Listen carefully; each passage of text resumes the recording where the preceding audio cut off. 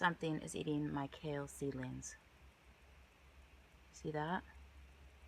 There's another one over here. Just bitten off. It's probably because I have these things on the ground instead of on a shelf. Oh well. Sucks. I moved the flats of starts onto the raised bed in the greenhouse, and then that night at 10 o'clock I went down to check. Didn't see anything, so I went back at 4 o'clock in the morning and I saw this beetle, just a regular sized beetle, and I figured it was harmless, so I just left it there like a dork.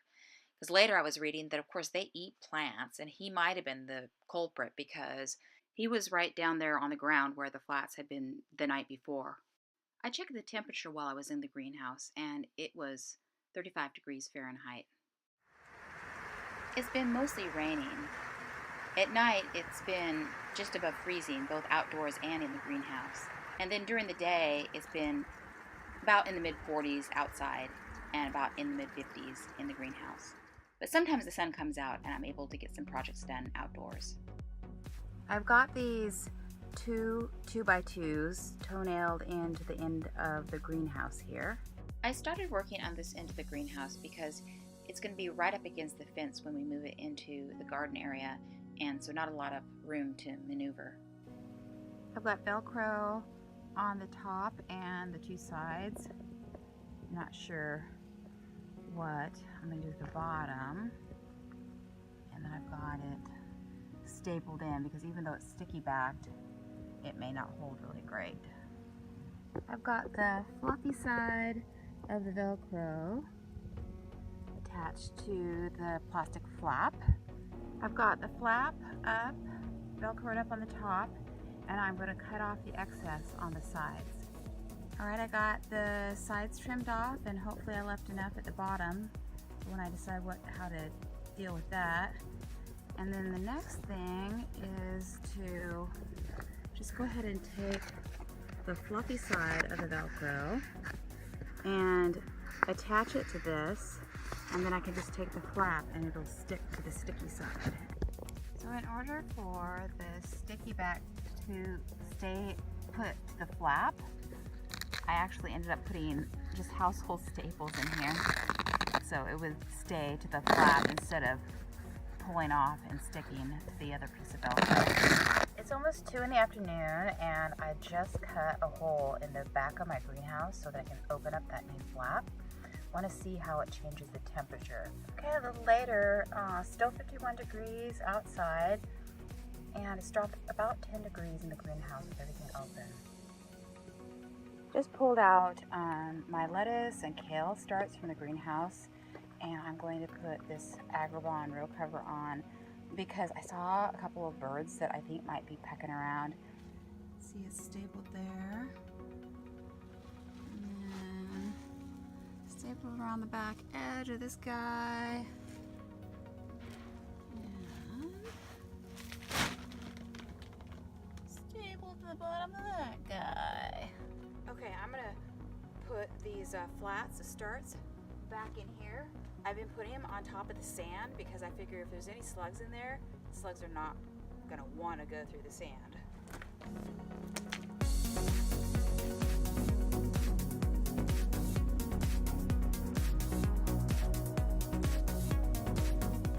Lettuce doing really nicely. The Italian kale got gobbled up. That's what we're looking at. Looking pretty sad. And we've got the scarlet kale. Got gobbled a little bit. And they're doing alright. I decided to go ahead and just put Velcro right at the bottom here. It may not be the best solution because it's dirty down here and it's probably just going to gum up, but it was the easiest thing to do, so I'll repair it if I have to later.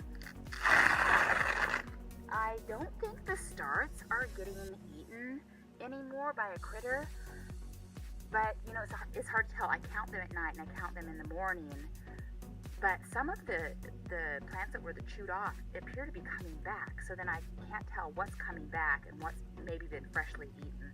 But you know, there's no sign of slugs. There's no slug trail. I would have seen them probably at night because they would just come out. So I think it might have been just that beetle, which is still loose in there. But I don't want, you know, I've got a fold-out table that I could put them on, but I really don't want to do that because it's been so close to freezing at night. I'd rather have them on, you know, like soil sand, where they might be able to retain heat under that row cover a little bit.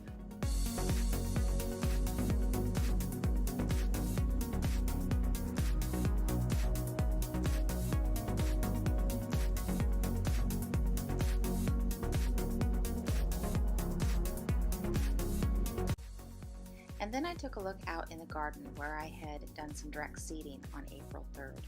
Got some sugar snap peas coming up, mostly the ones that I planted too shallow. Let's go take a look over here at the carrots. Nothing. I suck at carrots.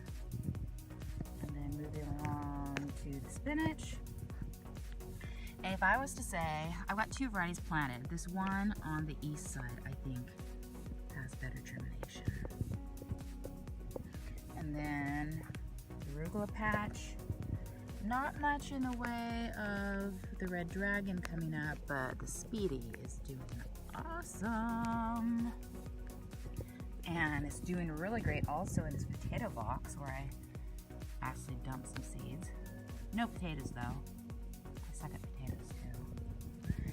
And last but not least, we've got our radishes. And I'd say this variety in the center has the best growth. I've got 3 varieties planted. I've been putting these guys out here in the garden under double blankies too at night. And so then I just give them, I take off a layer so that during the day they get some sunlight through here. And I don't know if I showed you guys, but we've got the raised bed out here so that I can kind of get it closed in and then start moving soil over here when I get a chance.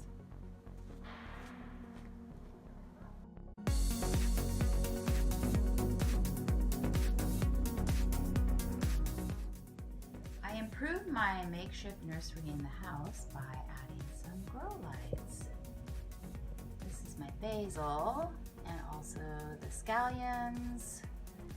And it's been really cold outside in the 40s, and then the greenhouse has only been in the 50s, so it's probably only about 60 degrees on the floor here, but it's better than the alternative. The basil's looking really nice.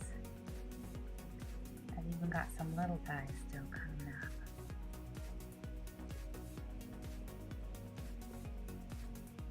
Night night, guys.